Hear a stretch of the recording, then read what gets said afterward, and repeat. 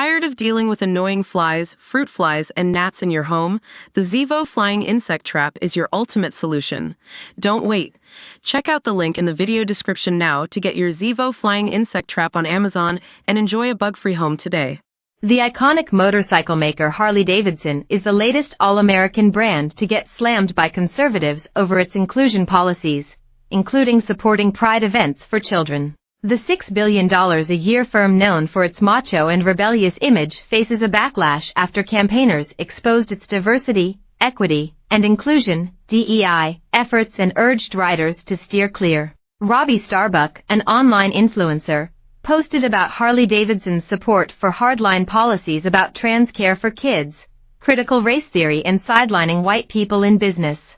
The outrage echoes similar backlashes against John Deere, a tractor maker, and Bud Light, over a tie-up with a trans influencer that cost the beer maker millions in lost sales. Supporters of DEI efforts say they help get more women and minority talent into companies, but critics call them an irritating box-ticking exercise that often blows back on straight, white men. Harley-Davidson seems to have forgotten who their core customers are. Starbuck, a filmmaker who was also a 2022 Republican House candidate for Tennessee, posted on Tuesday, "I don't think the values at corporate reflect the values of nearly any Harley-Davidson bikers." Starbuck added, "Do Harley riders want the money they spend at Harley to be used later by corporate to push an ideology that's diametrically opposed to their own values?"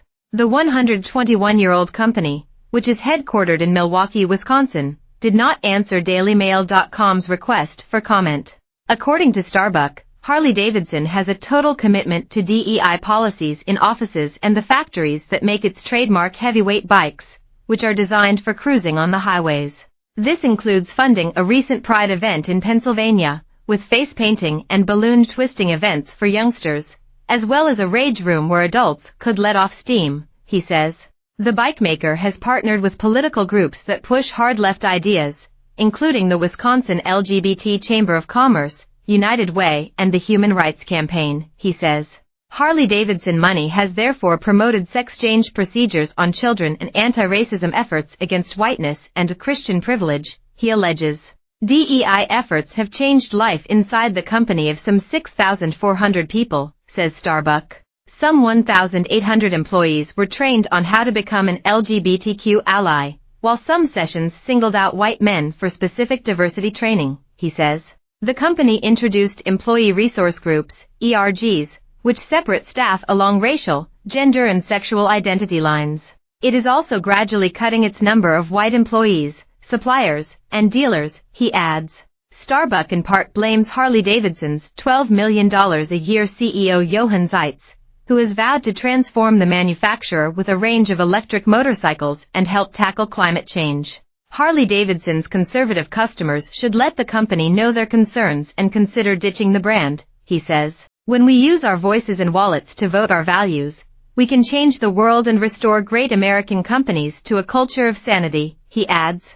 Scores of social media users have already added their voice to Starbucks' campaign, including bikers who said it could be time to sell our Harleys. Tesla CEO Elon Musk, an advocate of conservative causes, posted simply, "Harley-Davidson?" The criticism could be troubling for a company that's become synonymous among its biker customers with freedom, rebellion, and the open road.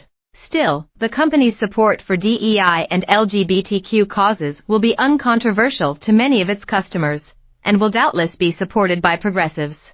Harley-Davidson customers frequently decorate their motorcycles with rainbow flags, and they make frequent appearances at Pride events, ridden by such groups as Dykes on Bikes. The iconic firm was established by childhood friends William Harley and Arthur Davidson, with the production of their first motorcycle in a small wooden shed in Milwaukee in 1903. The backlash comes as Harley-Davidson continues to divert its range away from entry-level bikes to focus more on expensive, touring bikes among its ever-older customers.